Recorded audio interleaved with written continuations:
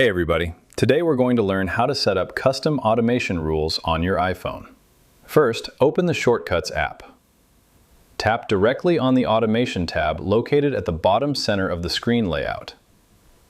Tap on the plus icon or the Create Personal Automation button tool in the upper corner. Browse the trigger index list and select a specific condition like time of day, arrive, or battery level. For example, click Time of Day to trigger the automation based on specific time. Define your specific trigger parameters configuration. For example, I want to run the automation if the time hit 10:32 a.m. I want it to activate daily, and I want to run it with our confirmation. Tap Next. Tap on Create New Shortcut or browse the Action search bar to find the specific task you want to execute automatically. For this tutorial, I want it to automatically create new journal, so I will click on Journal app and click New Journal Entry.